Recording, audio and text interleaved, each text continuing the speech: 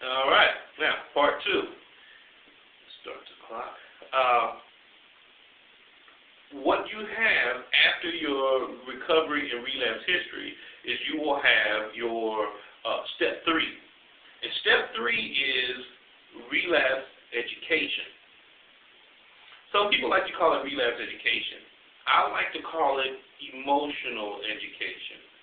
All right? Because at this point in time, what happens is that you want to identify what the emotions that provoked or promoted your breakdown. In some relapse education steps, they will say that relapse is a natural and normal part of recovery.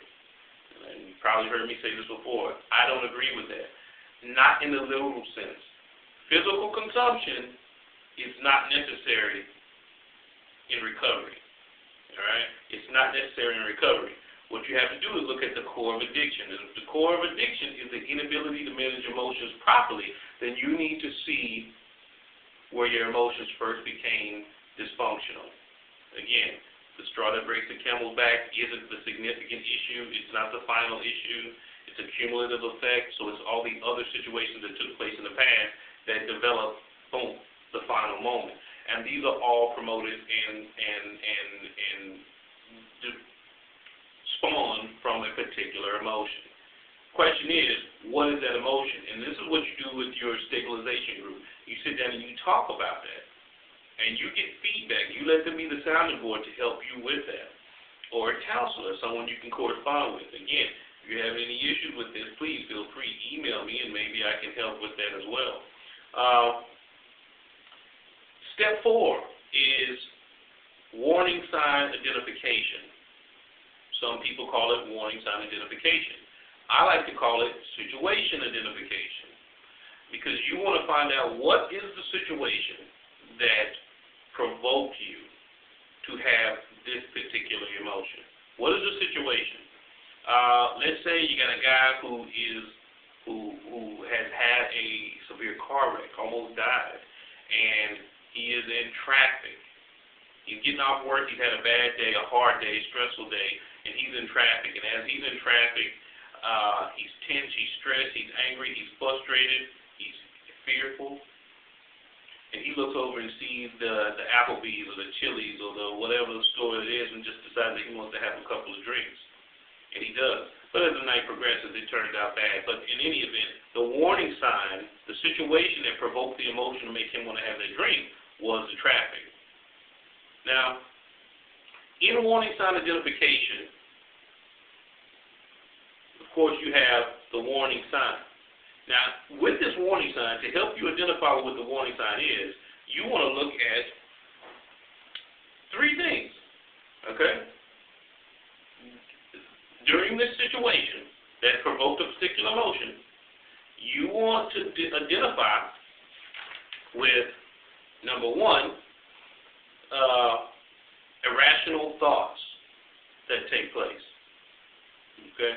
You want to identify with the irrational thoughts, unmanageable feelings, and self-defeating behavior. That's what you want to be able to identify with. Now remember, you're only going through these steps now to help you into the future. And you can only use past mistakes or situations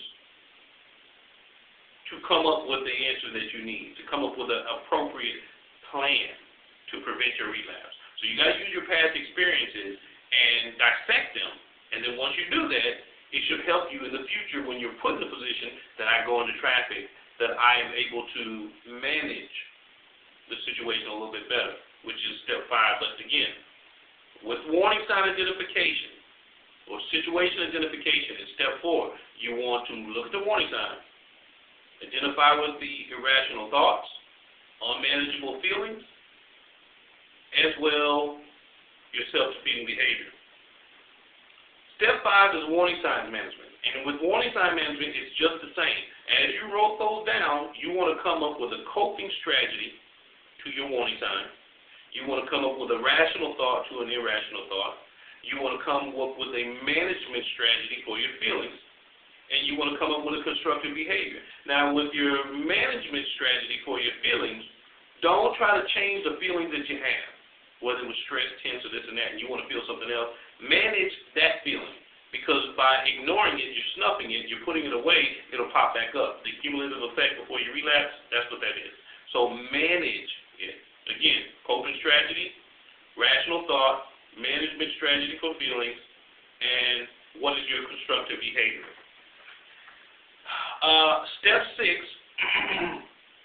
is recovery planning. Step 6 is recovery planning, and in step 6, what you're looking at is you're looking at all the professionals that you can have in your life, whether it be a marriage counselor, whether it be a COPC counselor, whether it be your substance abuse counselor, whether it be a clergy, whoever it is, you want somebody professional. Don't operate off of self-will. That support needs to be somebody's professional. Document it and talk to your support system about it. In addition to that, come up with activities that you're going to be able to participate in that will help you relax. For example, 12 activities, come up with 12 activities and participate in one activity per month and exhaust it. If it's bowling, do your bowling for the whole month and go to all the bowling alleys that you can in the Metroplex.